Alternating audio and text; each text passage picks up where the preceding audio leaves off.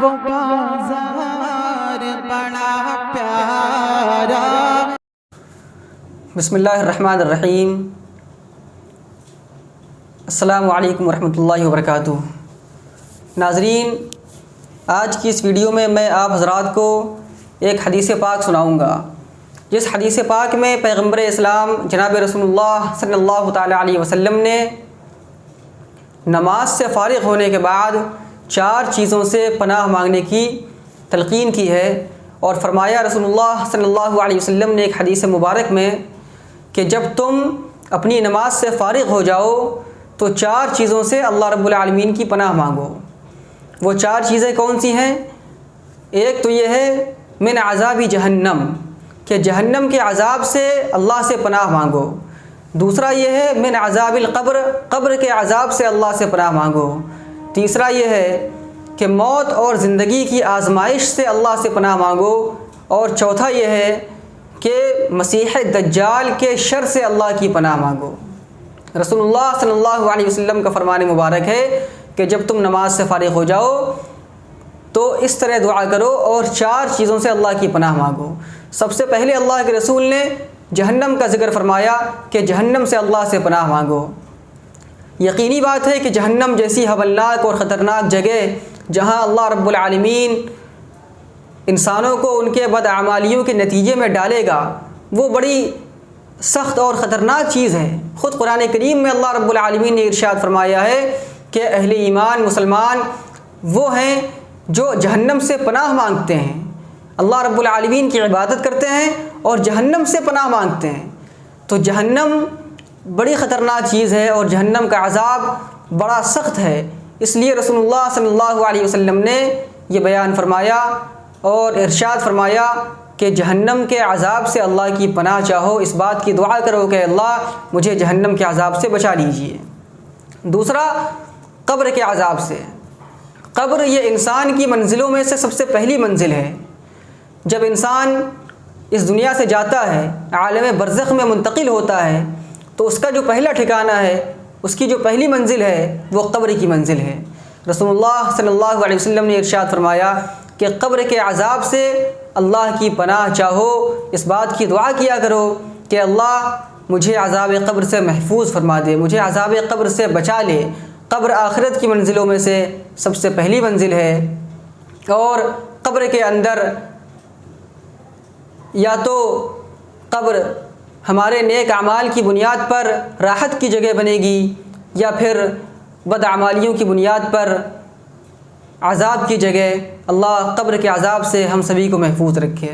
تیسری چیز رسول اللہ صلی اللہ علیہ وسلم نے بیان فرمائی ہے کہ انسان موت اور زندگی کی آزمائش سے اللہ سے پناہ مانگے۔ موت اور زندگی کی آزمائش یعنی انسان زندگی جو اللہ نے دی ہے وہ بطور امانت ہے، اور اس بات کی انسان دعا کرے کہ اس زندگی کو اللہ کی رضا کے لیے انسان گزار لے، اللہ رب العالمین کو راضی کر لے، اور اللہ سے اس بات کی دعا مانگے کہ انسان اپنی زندگی کو اچھی طرح سے گزار سکے۔ آخر میں رسول اللہ صلی اللہ علیہ وسلم نے بیان فرمایا ہے کہ مسیح دجال کے شر سے پناہ مانگو۔ دجال قرب قیامت میں نازل ہوگا۔ اللہ کے رسول صلی اللہ علیہ وسلم نے قیامت کی جو 10 بڑی نشانیاں بیان فرمائی ہیں، اس میں سے ایک نشانی یہ ہے کہ قیامت کے قریب دجال کا ظہور ہوگا۔ رسول اللہ صلی اللہ علیہ وسلم نے بیان فرمایا کہ فتنہ دجال سے پناہ مانگو، دجال بڑے فتنوں میں سے ہے، دجال کا فتنہ بڑے فتنوں میں سے ہے۔ یہ ایسا فتنہ ہوگا، دجال قرب قیامت میں آئے گا اور خدائی کا دعویٰ کرے گا، اللہ نے اس کو بڑی طاقتیں دی ہوں گی، وہ بڑے عجیب و غریب کارنامے کرے گا۔ اس کی طاقت کا عالم یہ ہوگا کہ وہ مردوں کو زندہ کر دیا کرے گا، وہ آسمان سے بارش برسا دے گا، وہ زمین سے غلہ نکال دے گا، وہ مردے کو زندہ کر دے گا، وہ نابینا انسان کو بینائی دے دے گا۔ یہ ساری چیزیں اس کے پاس ہوں گی، لیکن یہ آزمائش کے لیے ہوں گی۔ جب وہ خدائی کا دعویٰ کرے گا اور کسی شخص سے کہے گا کہ میں تیرے مردہ انسان کو زندہ کر سکتا ہوں، تو مجھے خدا مان لے، اگر کسی شخص نے اس کو خدا مان لیا تو سمجھو کہ وہ گمراہ ہے، وہ برباد ہونے والا ہے، وہ ہلاک ہونے والا ہے۔ اور جس شخص نے پہچان لیا، جس کے پاس ایمان کی حلاوت ہوگی، جس کے پاس جس کا ایمان مضبوط ہوگا وہ کہے گا کہ تو شیطان ہے، تو ملعون ہے، تو مجھے دھوکہ دینا چاہتا ہے، میرا رب ایک ہے، وہ اللہ ہے جو عبادت کے لائق ہے، تو شیطان ہے، مردود ہے، اس کی بات نہیں مانے گا، چاہے اس کو قتل کر دیا جائے یا اس کو سخت سے سخت سزا دی جائے، لیکن وہ فتنہ دجال میں نہیں پھنسے گا۔ تو یہ ایک بڑا فتنہ ہوگا جس سے جس کا مقابلہ امت کو کرنا ہے اور جو امت کے سامنے پیش آنا ہے۔ اس لیے فتنہ دجال سے پناہ مانگنے کی تلقین رسول اللہ صلی اللہ علیہ وسلم نے بتائی ہے، تلقین کی ہے، اور ہمیں اور آپ کو اللہ سے فتنہ دجال سے پناہ مانگنا ہے۔ تو یہ 4 کام ہمیں نماز سے فارغ ہونے کے بعد کرنا ہے۔ ایک تو یہ کہ اللہ رب العالمین سے جہنم کے عذاب سے پناہ مانگنا ہے، قبر کے عذاب سے پناہ مانگنا ہے، موت اور زندگی کی آزمائش سے، اور فتنہ دجال سے۔ یہ مراحل بڑے سخت ہیں، یہ بڑے سخت مرحلے ہیں جو پیش آنے والے ہیں انسانیت کو، نسل انسانی کو، ابن آدم کو۔ یہ سارے کے سارے مراحل طے کرنے ہیں۔ اللہ عذاب قبر سے جس کو بچا لے، جس کو عذاب جہنم سے بچا لے، جس کو فتنہ دجال سے بچا لے، اور جس کو موت و زندگی کی آزمائش سے بچا لے، یقیناً وہ بہت بڑا کامیاب شخص ہے، وہ کامیاب انسان ہے۔